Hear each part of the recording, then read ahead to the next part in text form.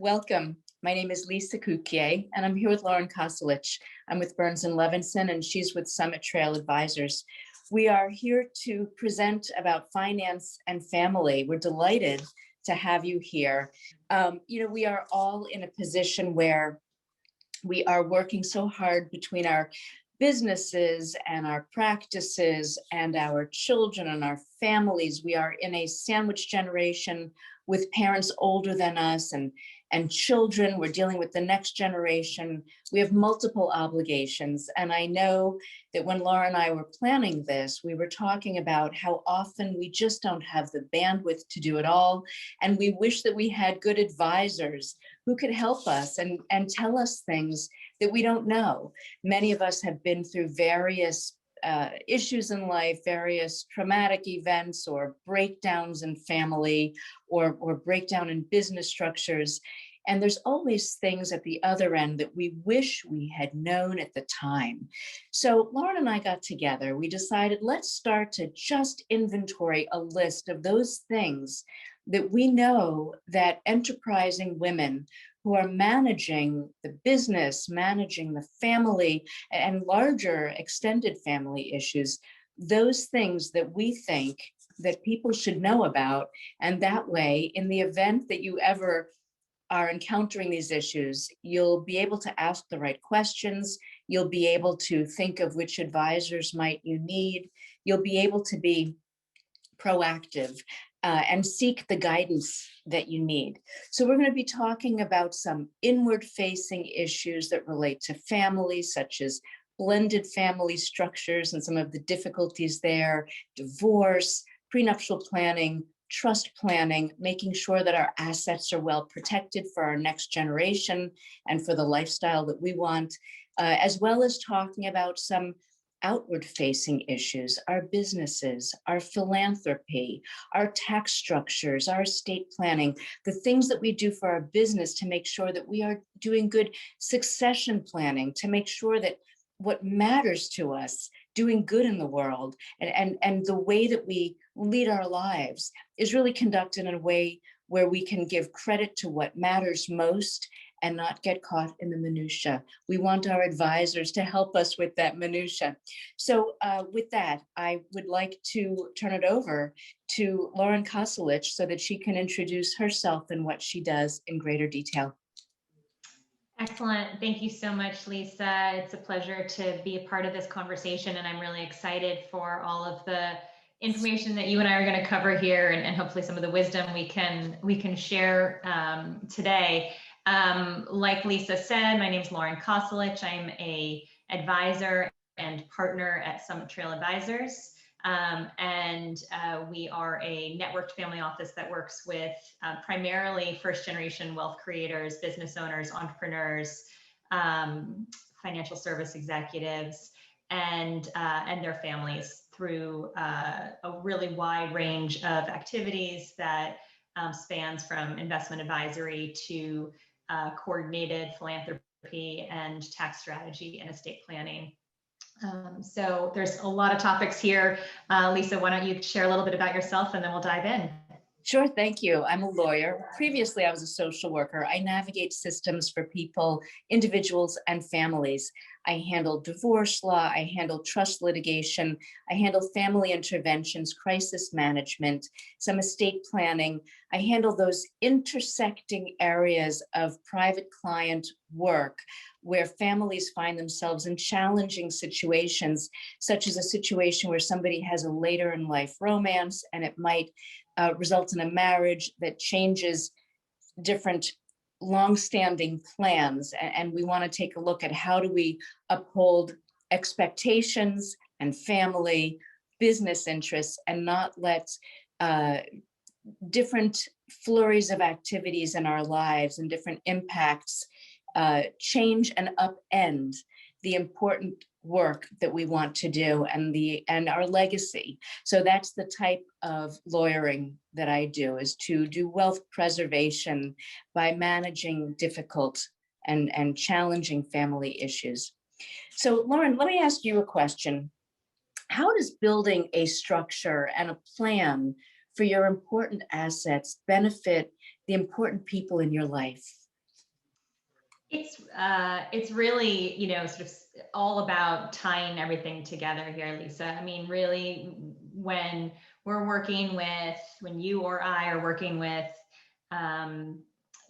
successful, enterprising families, they are thinking about and in the process of doing a couple of different things, right? There's wealth acquisition, there's the accumulation of sort of both assets and priorities over one's life in terms of the people one cares about, and the causes one cares about, and then there's concerns about protection, and that's about ensuring that the things that you have built, the assets that you have accumulated, are in fact being stewarded forward for those that you love or those that you want to take care of. One question that we often ask, our clients is really sort of, what is this all for, right? Why are you working so hard, or what do you want from the fruits of your labor? And I think the thing is really that, like you've noted, there are so many complexities that come into play, and having the right suite of advisors that really can sort of bring the strategy, bring the plan, help you stay on plan is just so key. So, good attorneys, a good financial advisor, integrating sophisticated tax strategies throughout all of these issues. And then, ensuring that there's adequate education, in every topic for the next generation is really important, because there's a lot of complexity here. It's not rocket science, but it does need to get distilled down in a clear manner so that people can understand what it means to, have a trust or be a trustee, what this type of philanthropic entity is versus that one, how the business succession plan is going to come together and what that means for them. And really, the truth is actually family is so often at the center of all of these priorities and everyone's goals. But, families and family dynamics can vary widely, as you well know. So let me ask you a question.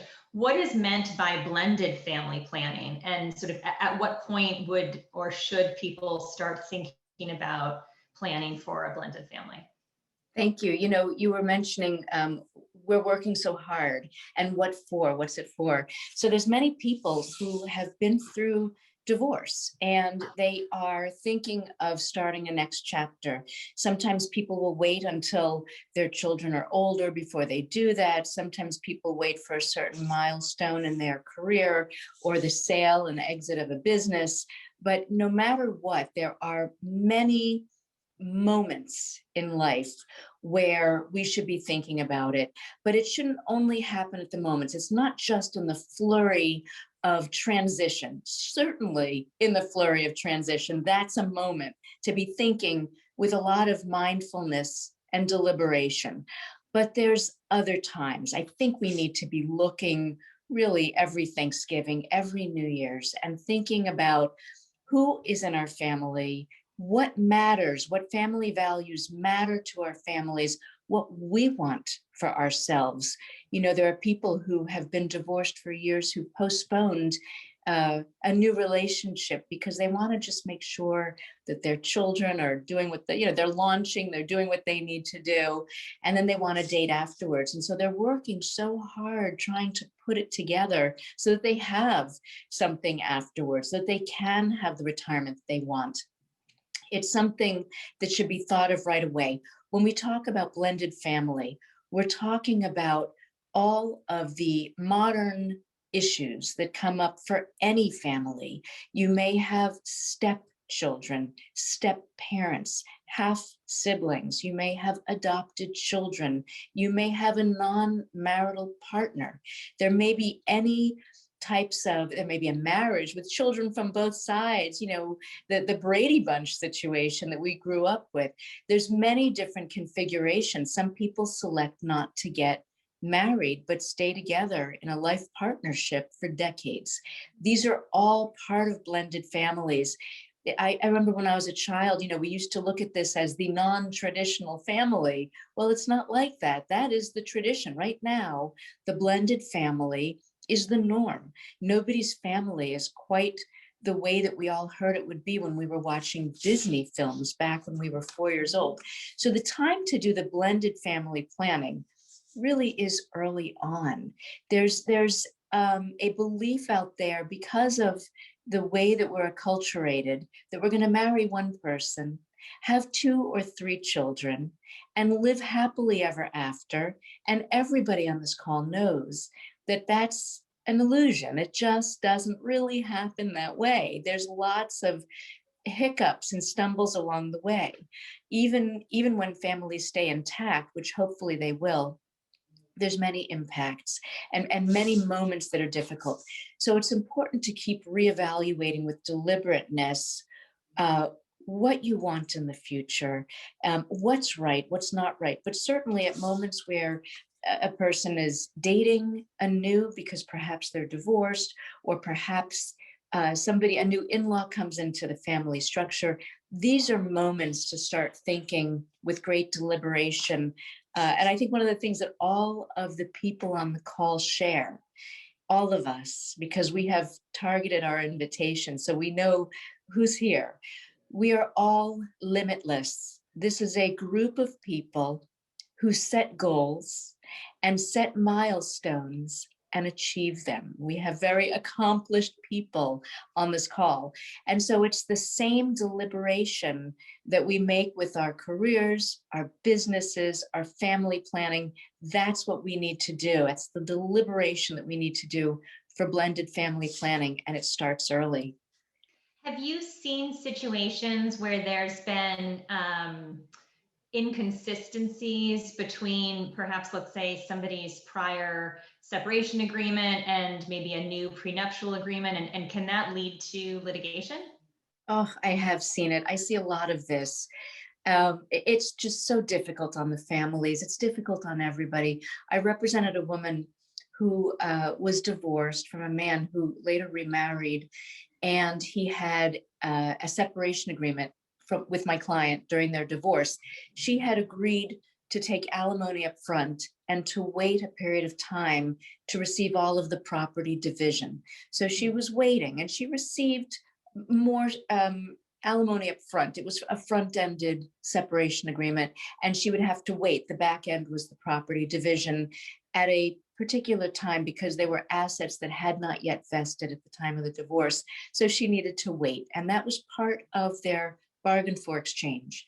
Well, he remarried, and he executed a prenuptial agreement where he had left some inconsistencies between the separation agreement with my client, the prenuptial agreement with his new wife, and he then memorialized those inconsistencies in estate planning that he did. So their children from both marriages were implicated in this. And it was so difficult for everybody. I felt badly for everybody, my client the most, because she had waited years to finally receive her property division. She wasn't getting any younger. She must have been in her mid-60s. And all of a sudden the asset was gone. He died and the asset was gone. It had transferred to his then wife. And the children from their new marriage had an expectancy, and she had an expectancy, as did her children from their prior marriage. So it was just a mess. I see a lot of this. I had one case where there was a statement in a trust that assets would pass in a different way if the parties were no longer living together. And they owned 2 homes. And at the time that one of them passed away, they happened to be residing in separate homes, but they weren't separated. And so the language living together created such havoc for everybody. So part of what I do is I reconcile the separation agreement, the prenuptial agreement, the trusts, the estate plan. It's so important to do that sort of thing.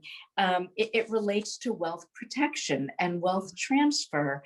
And along those lines, Lauren, tell me, family values have such a significant impact on wealth protection and wealth transfer strategies, of course. So how should families be thinking about instilling these values in the next generation? Yeah, that's a really, that's kind of at the core of all of this. That's a really important question. And, the reality is that many of the same sort of what we might call blue collar values that are applicable to all of us who are parents and who think about, what the messages are, what the morals and values are that they prioritize, that they want to ensure their children absorb and sort of move forward with as well. Those are all still applicable in this, and they are that much harder to convey sometimes in families that have extraordinary wealth and significant success. But it's almost all the more important, right? Because these are children where the ability to be a independent and respectful and resilient child and adult is all the more critical, because it's very easy to allow for those sort of I guess we could say the luxuries that wealth affords, and I don't mean that purely in a materialistic manner, although that can come into play, but it can really smooth things. It can make life so easy. And, and that's wonderful, right? We all want for life to be easy for our children. And yet, if you lean too heavy in that direction, you miss the opportunity to encourage your children to work hard by virtue of expecting them to have a job to earn some money during the summer, for example. Or, just because they get a driver's license doesn't always have to mean they get a brand new car, right? Maybe there's some agreement that you share the expense there. And I think it also translates, like you noted, into plans around generational wealth transfer. And I think, that's a really big question, and there's so many factors to consider: how old your children are, what you want to be giving, what you want for them. And it comes back to this question of sort of what's it all for, right? What are sort of the most important things in your family?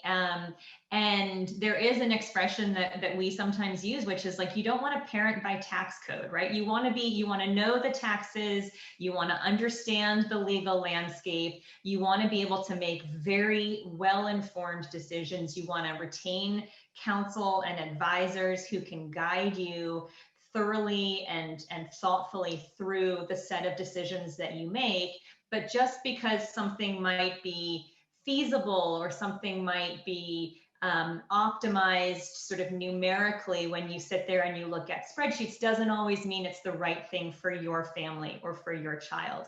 So, thinking about, what's right as opposed to what's optimal, or what's most efficient, maybe I should say, is a really important distinction. And then, as you're building that resiliency, as you're building that independence, it's really important to start to integrate older children or the young adults into decisions that are affecting the family. And so this can be done either around real property and questions of how you're using vacation homes. This can be, applicable to how you're doing philanthropy as a family. This is very applicable in some cases where there's a closely held business and you're looking at the next generation and you're thinking about succession planning. It's not always simple or straightforward, right? There might be divergent interests or abilities across siblings or across an entire generation. But, thinking about teaching those young adults, this is what's important to our family, this is how we expect you to behave, is a really important part of the process. And actually sort of thinking back to this blended family issue, one thing that really can come into play there is the question of how do you acculturate children to the need for prenuptial planning, or how do you ensure that, trusts that are set up for the benefit of your children are protected if they were to get divorced? I'm sure that's stuff that you're dealing with regularly. It comes up all the time, and with the next generation, they might say to their parents, don't you trust me? Don't you trust my choice of a life partner, of a spouse? It's not about trust. I think if COVID taught us anything, we learned that we can't always anticipate. There's a lot of things that we cannot expect, and the unknowable is out there. And that's one way to have a conversation with children who said, why don't you trust me? Don't you trust my choice of a life partner? Well, of course we trust you. We raised you, we know you've got a good head on your shoulder. But the fact of the matter is there are forces that press on relationship that are unknowable, and we can't see them. We cannot anticipate them. They are unforeseeable risks. And so it's very important to start the process of acculturating children rather early. And I loved your point about bring the kids in on family decisions, have them understand that that they belong to a greater unit, that they belong to the family, and that there are decisions that we make as a family. It's a very good point. This is something that will help with prenuptial planning, because without needing to disclose values of assets, because a lot of families, I know I don't like to disclose it. Nobody likes to really disclose it to your young children. You don't want your children to think that money grows on trees or any of those other statements. You don't want children to think that they don't need to have a fire in their belly and work hard. We are all people who work very hard, and we are people who have really achieved and put things together very often from scratch. And so we want our children, it's a value of ours, we want our children to feel the same way. So having the discussion about protecting family, protecting oneself, and stewardship. You mentioned stewardship a little while ago. That is so important. The concept of your family doesn't just begin with me as the parental unit and you as the child unit. The family extends, whether it's through you or your siblings or your cousins. We are a family, and we're going to keep going. And we need to be thinking about wealth preservation long after you and I are not even around. But having these conversations early, understanding realities that marriages sometimes don't work out. And our kids see it. When we were growing up, it wasn't super common that people got divorced. They did, but you didn't really talk about it a whole lot. And then in the succeeding generations, it happens, it's discussed, it's not a big deal to the kids anymore because they see it. They're already acculturated to the fact that some of their classmates are at a different home last night than they will be tomorrow night. They understand we've got kids going back and forth. It's common for them. So why are we not having the conversation with our children of all ages about protect yourself and make sure you've got a prenuptial agreement so that you can make sure that family assets that are there for you and your children and your grandchildren will be there, that they don't fall into the wrong hands, that they're not vulnerable to a situation that is going to cause regret. And that can be done without a lot of financial disclosure, but it needs to be done. And the way that it's done in terms of trust planning and prenuptial planning, which really go hand in hand. Everybody asks me, can I just have a trust and skip the prenup? Because I don't want to have my children know how much wealth we have. And the answer is no, it's not enough.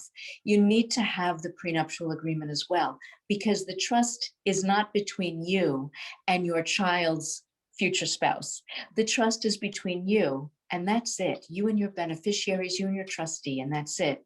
And if you really want to protect against a future spouse who may not be pleased at some point that a marriage is not lasting, or a spouse who feels that they have some entitlement, then the way to do that is with prenuptial planning, because in a prenuptial agreement, the parties are the two spouses, and the in-law spouse would be waiving rights to receive family assets, trust assets, family gifts, family inheritance. So, and this can be done with marital exclusion language. It can be done with decanting. There's many different tools that we can use in order to protect the family that way. Yeah. And it's so funny to hear you sort of talk about how times have changed and how much more we all see divorces, happening around us or experiencing them ourselves. We've also seen the term gray divorce used more recently in the press, and Melinda and Bill Gates are, a prime example. I'm sure you've seen your share of divorces of couples who are over age 50. What would you say is your best and sort of most impactful point of entry when a couple or when you're a potential client, let's say, senses that the marriage is on shaky ground? There are two places, and my answer may surprise people. I had a client come to me recently who said that there was ennui in the marriage. There was just a lackluster, it was a listless marriage. That is a point to consult with me. I had a client who said that she was going through discernment counseling to discern whether or not she wanted to stay or go. She and her husband were doing this. They were deciding whether to stay or go. That's when you do it. There are times when people come to me and say things are not good. It's shaky. It's not good. I talk sometimes about smelling smoke before we see flame. That's when to speak with me. There are opportunities that we can take advantage of at that time. I had one client who said, we have a wonderful partnership. I will always love my wife, but we're not in love, and we really don't have a marriage. We have a beautiful partnership. We've raised two wonderful children, and he spoke eloquently about how wonderful they work together as a set of parents for their children and as a set of goal establishers and achievers for their wealth milestones. But their relationship, their in-love relationship ended decades ago. And he told me about this and said, I need more. I don't know how long we have in this world, and I need more in my life. Those are times to see me. There's times when somebody in the relationship, whether it's my client or the other side, is suffering with, heaven forbid, an alcohol addiction, a drug addiction, mental health issues, gambling, something. There's some issue going on. That's a time for either spouse to come to me, because there may be ways that the marriage can be saved through postnuptial planning, through separation, through trust planning. There's many ways to save a marriage, but there's also strategic ways to position oneself so that if the marriage does in fact fail, my client is better positioned to have a better outcome at the end, rather than waiting until the bitter end and having no time to plan. I think one of the things that you and I do with our clients is help people when there's still time to plan, or do damage control when there's not time to plan. We all know it's better to do the planning work than the damage control. So the best time to come is either at that stage of ennui, the discernment. There's a limbo. Some people are in marital limbo for 10 years, 2 years.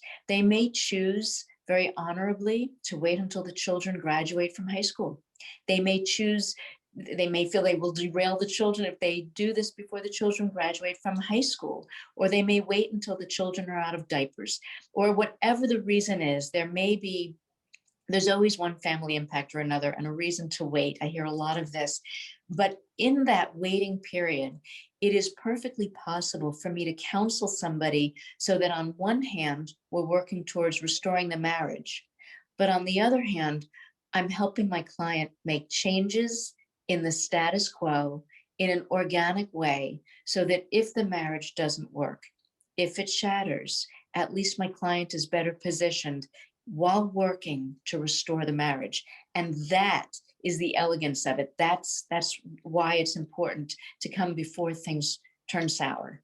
So what are some of the processes that are really valuable, when if you're someone starting to get a divorce? How do you keep it non-acrimonious and sort of ensure that you can get it done, without great pain or without great destabilization, excuse me.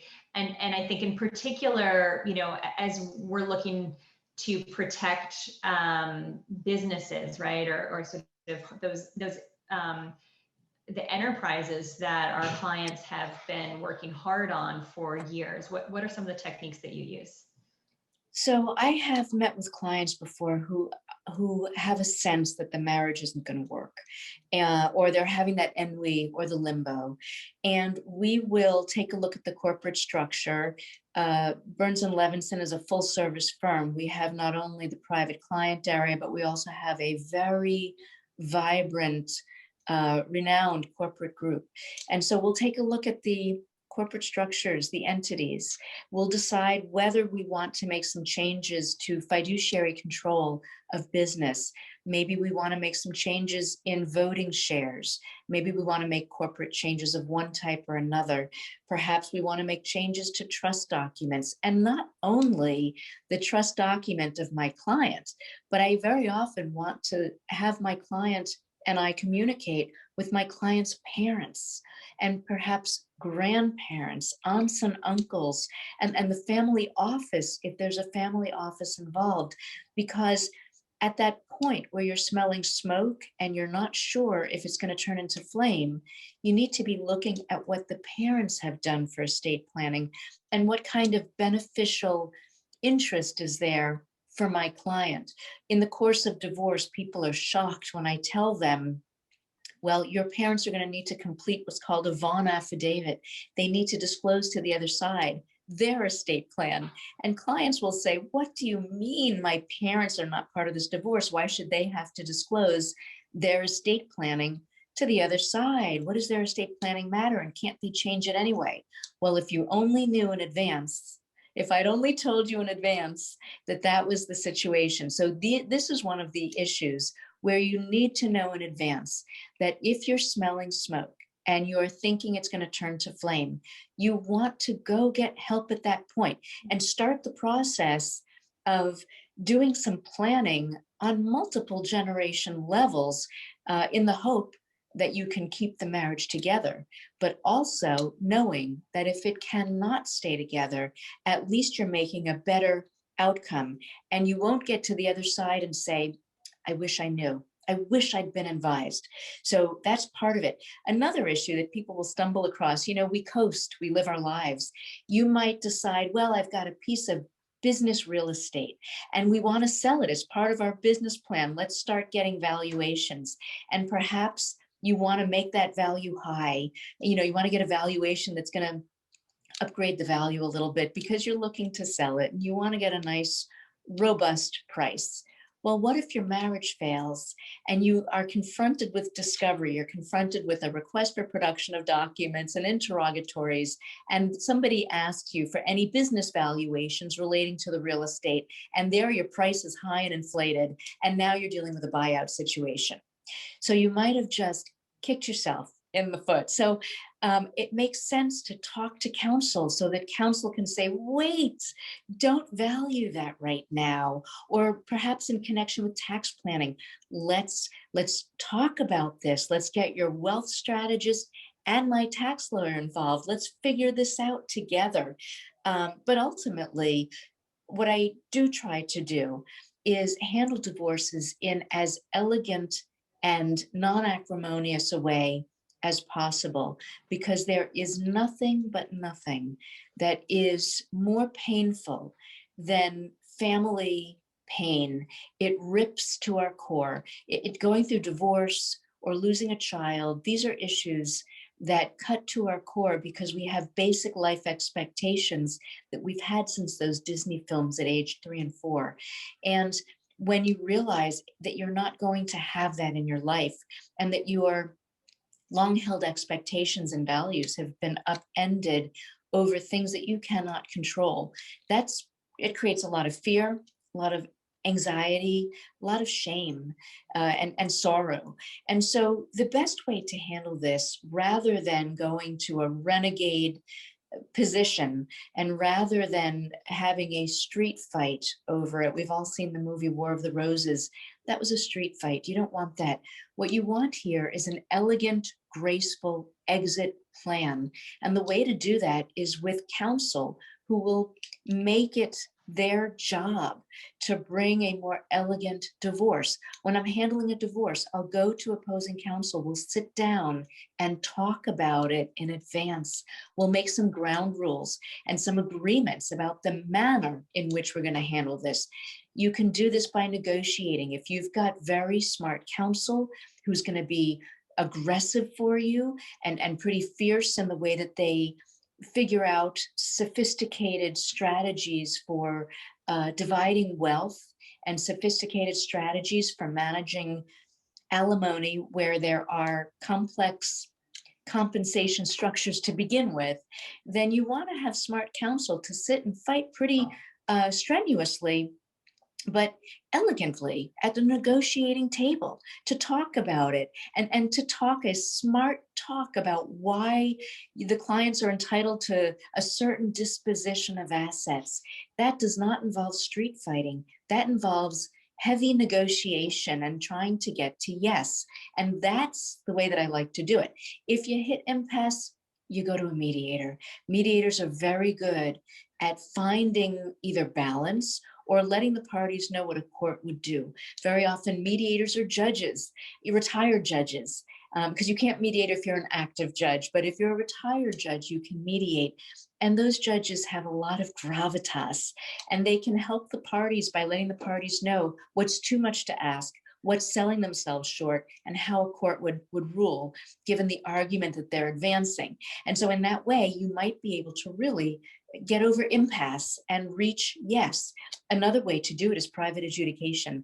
I represented a woman, she and her husband had significant, very significant assets all tied up in real estate. They were extraordinarily real estate wealthy, but they did not have much cash, and the real estate was cross-collateralized. So it was very difficult for us to really pull it apart and figure out what was what and how much equity there was, how much debt there was, and how we were going to service the debt through the divorce and afterwards. So it was a bit of a puzzle for us all. And we wanted to not go into the courthouse and discuss this in a public courthouse in front of a judge, because we didn't want the world to see a fire sale. So we brought it to a private adjudicator. It's a very highly experienced attorney who serves as a mediator, but in this case, he served as an adjudicator. We got the court's blessing to do this, and he decided the case for us as if a judge.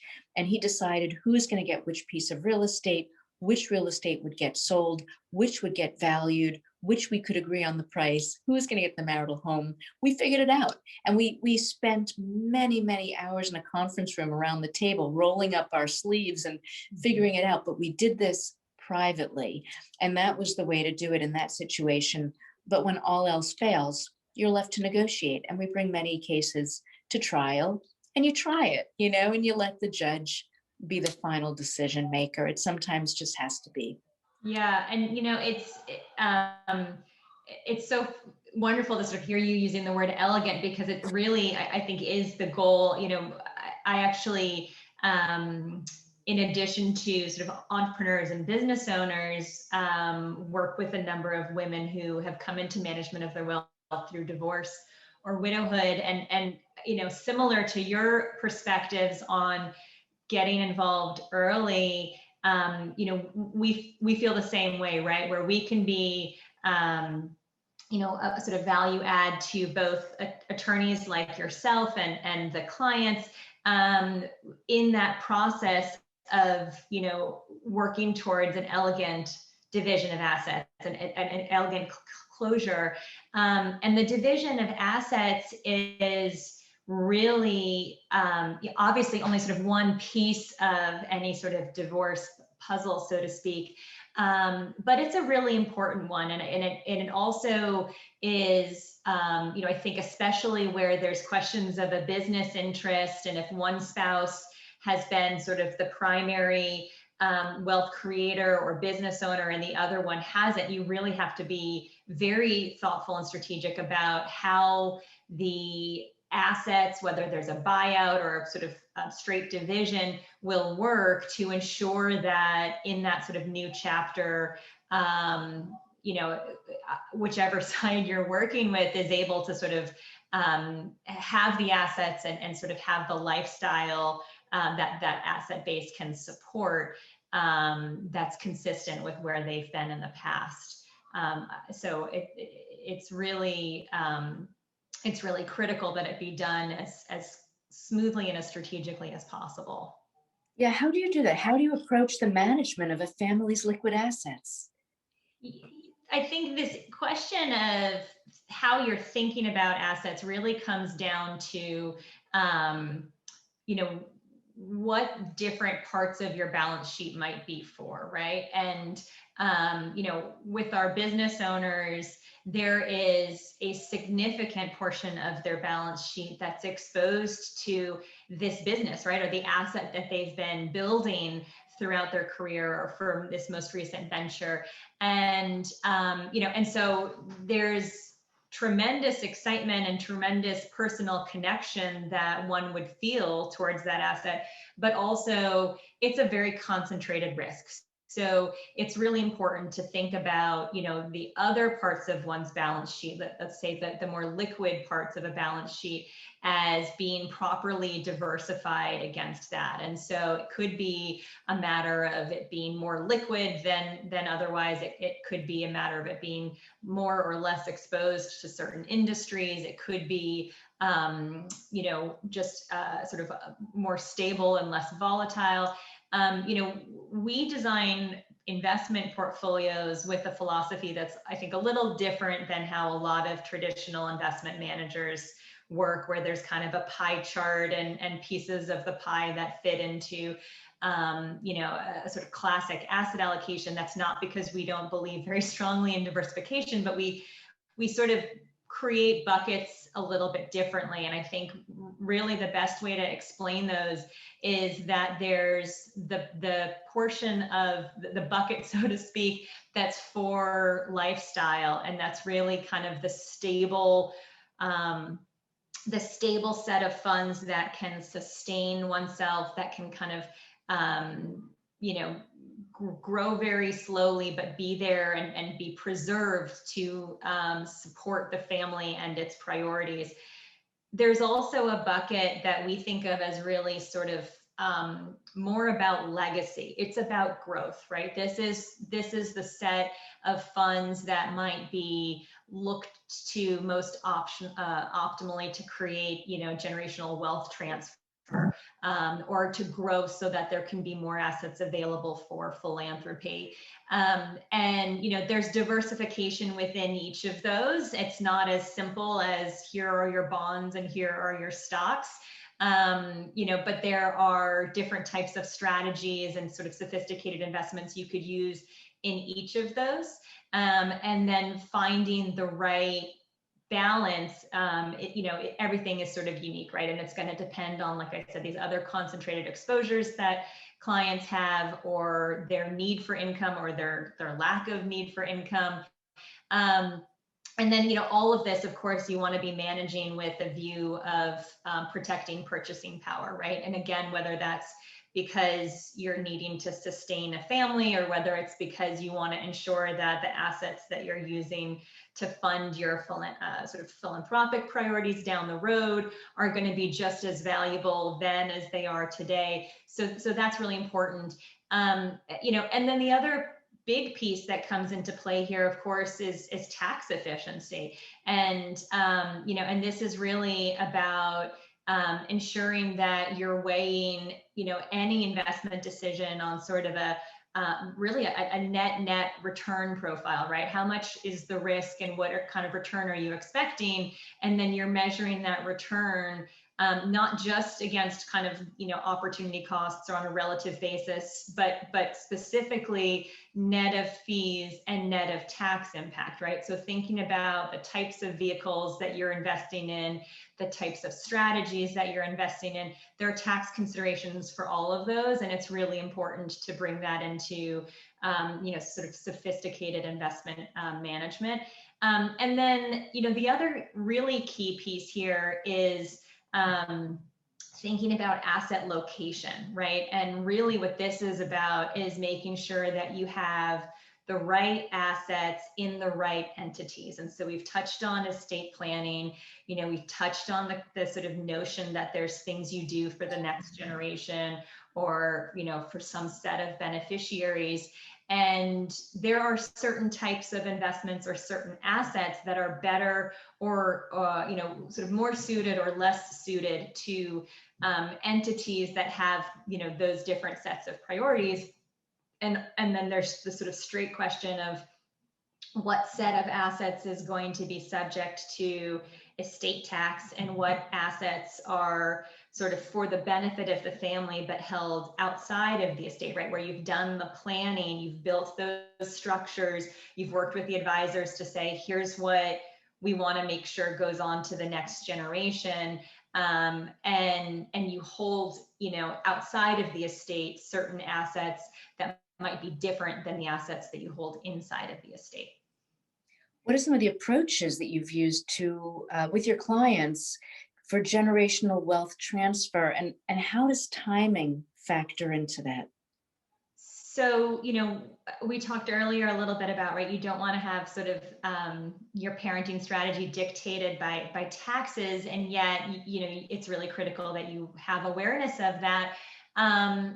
But there's a big difference between making a gift or setting up an entity and funding it for your 30-year-old or your 20-year-old or your 40-year-old and a new child, right? Or, young children. And you have to be thinking about what's going to happen over many, many years and how those assets can grow and what that means. So the other thing to think about is what type of gifting you're most comfortable with, right? And I think an analogy here, and we're in this remote environment.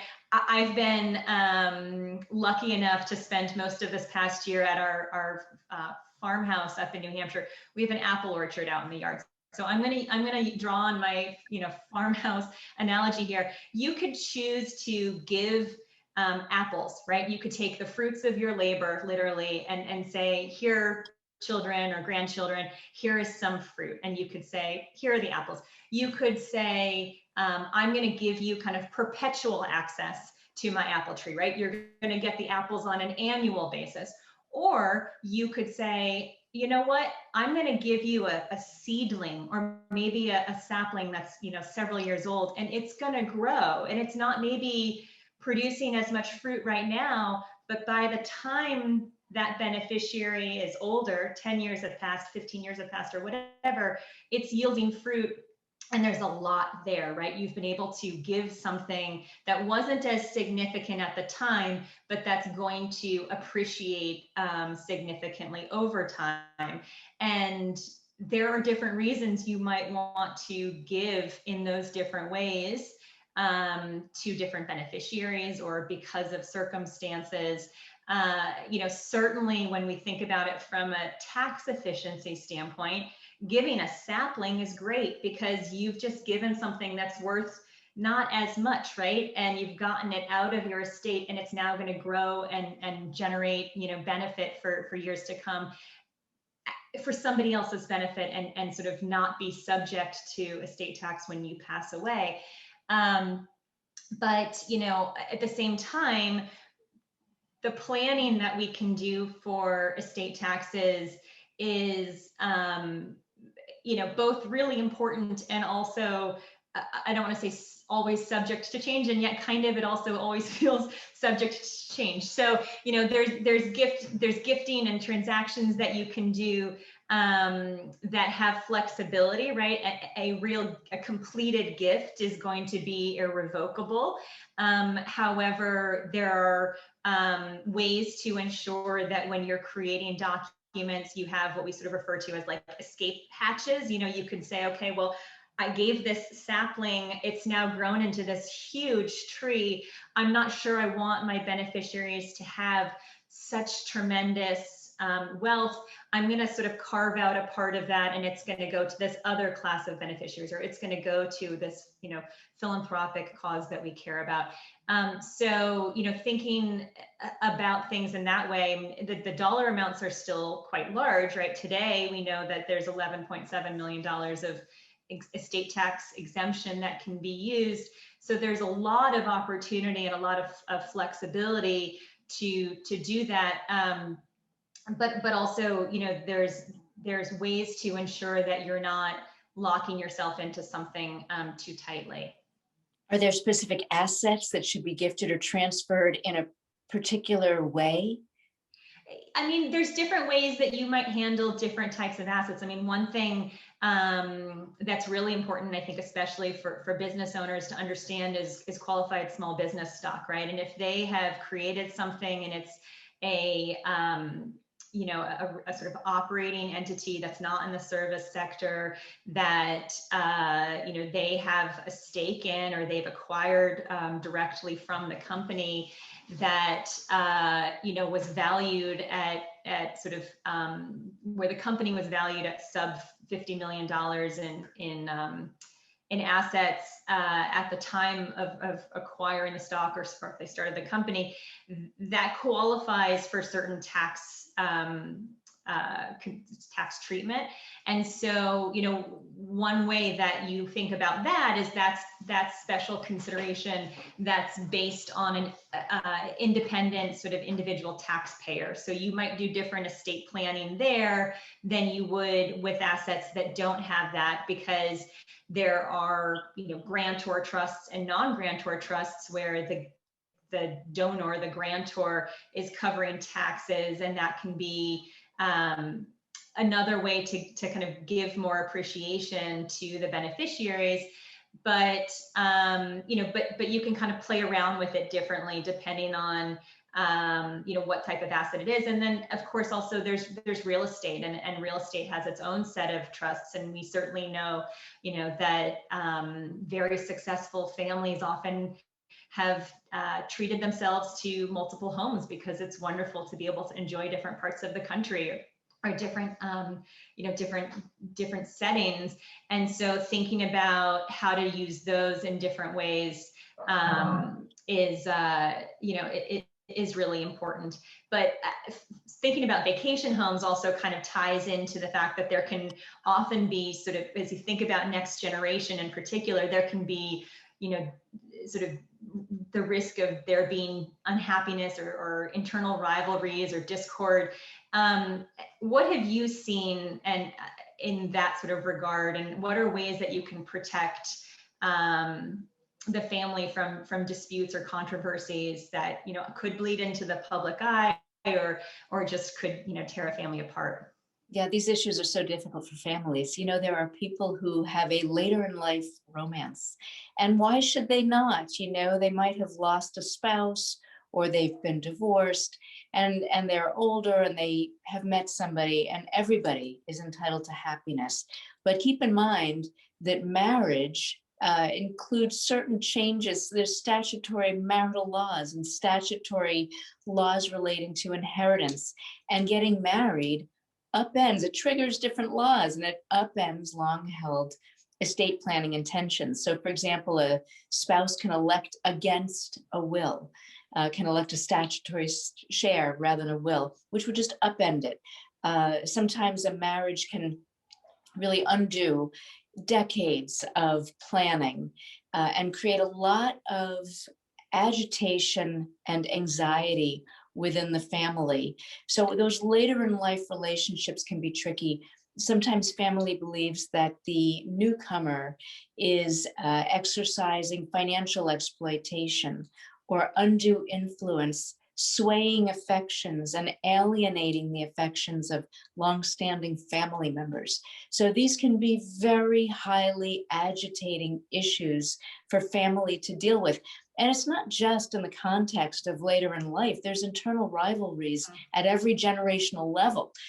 Think about I've handled so much litigation that relates to step siblings based on a new marriage, a blended family, and you've got step siblings fighting against each other after one person dies. There are sometimes that people will do estate planning and they'll make sure that on their death, everything goes to their spouse. But when their spouse dies, they want it to revert back to their family, and things go wrong. And before you know it, some of those assets are not reverting back, but are now going to the other family. And you'll have step families, step siblings in litigation. So that can be difficult. It's not only step siblings, it can happen within one's own family. There's a lot of internal strife and discord that happens in families. Sometimes one child of, let's say, the matriarch or patriarch of the family, the one adult child, has been the one who has looked after the parents, has taken them to medical appointments, has been the person who's been there all along, perhaps worked in the family business, provided a lot of caregiving support, made sacrifice, left their own family, left a job, left a career to sacrifice for the family. And then there is rivalries or expectations born out of those very natural and common situations. This can lead to internal strife. In these situations where there's a business family, an enterprising family, it's very important that you go to counsel, that you don't just sweep it under the rug, because there's an opportunity for everybody to talk about it with counsel, to try to find an internal settlement mechanism, non-judicial, completely non-judicial settlement internally, using advisors, having different people do some advising together. There may be an opportunity to sign a non-disclosure agreement. There may be an opportunity to sign a confidentiality agreement. There may be the opportunity for everybody to get good counsel together and a mediator. There are mediators who are trained in managing internal family conflict. There's a lot of consultants who advise family offices and guide them. There are organizational psychologists who do this. And so there are professionals out there. And by having the right set of advisors, you can bring in a team to help keep the calm and settle the problems before it turns into litigation that will make its way through the newspapers. I remember the Sumner Redstone case. I was asked by a judge to resolve some disputes, some discovery disputes, and there were 48 lawyers involved. I was the 49th. That you don't want that in a family, you don't want that. So the better thing to do is to go to counsel early on and find a way to diffuse this using various structures. I note that we're coming up on the 5 o'clock time. So as we continue, I just want those people listening to know that if you do want to reach out to us, you can find us through the registration page that you use to get to us, or on Google. You could find us at Burns and Levinson and Summit Trail Advisors. If we can help you, we're happy to help. If you have questions, we were hoping we'd have time for question and answers. We don't have time for question and answers today. So we'll continue discussing all these very important topics for those who want to stay. If you need to drop off because we're just 2 minutes before 5 o'clock, we won't be insulted, and you're welcome to contact us afterwards. But why don't we continue talking? And for those who need to drop off, why don't we go another 5, maybe 10 minutes, and then we'll end. But let me ask you, in our industry, we say that there's only 3 places that assets can go, and that's either to your heirs and beneficiaries, or to taxes, or charity. So tell me, we talked a little bit about philanthropy, and I don't want to close out our webinar without giving you a chance to talk to people about philanthropy. So why don't we do that? And if we have time for another question afterwards, shoot one back to me. But otherwise, please, Lauren, tell us about what are considerations that families can be thinking about when they're thinking about philanthropy? Yeah, there are a lot of questions there, and it is a really important topic for so many families. And one of the first questions that comes that should be answered, I should say, is when do the people want this to happen? When is the timing for the family? What's important, I should say, for the timing? And is it something that they want to be doing and observing and enjoying during their lifetimes, or is it something that they're thinking of strictly kind of as, you know, where the assets go, what this was for? At the end of the day, it was for me to fund a foundation or something, let's say. You know, so that's kind of maybe decision tree fork number one. Another important question is to sort of recognize that there's different vehicles that one could use for philanthropy. There are, you know, benefits and priorities and considerations for a donor advised fund compared to a private family foundation. And, you know, there are different types of gifts one can make.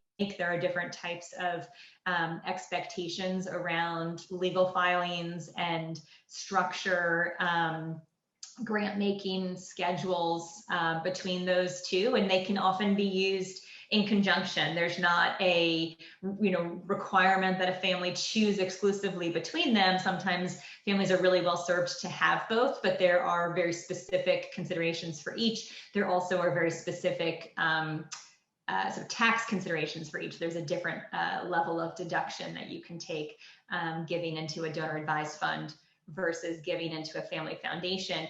Through both of those, a family is able to make grants out to 501c3s that that they care about, and that ultimately, you know, gets to this question of like, what is the mission, right? This ties a little bit back to some of the issues around, you know, family values and the idea of integrating young adults or next generation family members into big decisions. You know, one thing we advise our clients a lot in terms of their philanthropy is to ensure that they're strategic about it, or to ensure that they're being, you know, thoughtful in creating some sort of focused mission for it. And, you know, and then if a family is thinking that they want to have, you know, a portion of, or even perhaps the bulk of the philanthropy happening as part of the estate planning and something that happens kind of following one's lifetime, there are different entities that can be used there. There are, you know, charitable lead annuity trusts. There are charitable remainder unit trusts. You can just do direct gifts and sort of planned giving bequests, which are extraordinarily flexible. But through all of these, you know, it's really about thinking about long-term objectives. It's an excellent opportunity to engage those different family members. And it all ultimately comes back, Lisa, to the idea of having a plan, working with the right advisors, and ensuring that, you know, the various aspects of, you know, this successful family's life are tied together appropriately and strategically. And I think this is where, you know, I know your expertise and your commitment to your clients and mine and our firms, you know, are so perfectly synced, because it's really about, you know, talking with the families to understand what they want, and then developing the strategies, and then continuing to maintain the right course, right? To not just sort of build the strategies and say good luck and you know, Godspeed, but really to sort of be there to ensure that we're kind of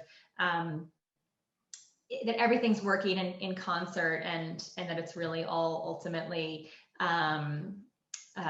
you know, coming together for those objectives. So, you know, I think, like you pointed out before, you know, you women, you know, on this call, thank you for joining us.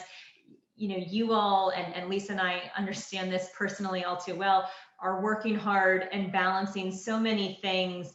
And there are sometimes what feels like conflicts or you know, sort of tensions between the things that are important to us. You know, certainly we all feel that with respect to our time, but, you know, I think that the message we would hope can get out there is that with appropriate planning, with the right advice, that there's a way to bring things together that can ensure that the things that matter are getting tended to. And sometimes the time needs to be spent on the business, and sometimes the time needs to be spent on the family, and sometimes it's about sort of taking care of those sort of personal financial hygiene housekeeping items, right? The things that aren't necessarily fun, but that keep us all in a good place. So, you know, it's easy enough to do when you have clarity of goals, and when you've enlisted the right advisors to help. So thank you so much, everybody, for joining us. Thank you, Lisa. This was such a fun and I think really excellent conversation here. I'm just thrilled that Burns and Levinson and Summit Trail could do this together. And hopefully it was really educational for everyone who joined us.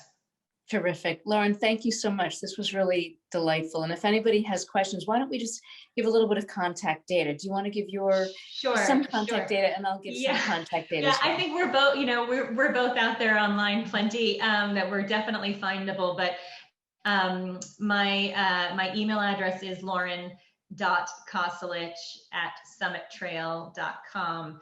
And my work phone number is 617-951-4415. Terrific. I can be reached at Burns and Levinson is my firm. My email address is Cukier, that's spelled LCUKIER, at BURNSLEV.com. My phone is 617-966-9582. Thank you, everyone. It was lovely. Thank you. Thanks.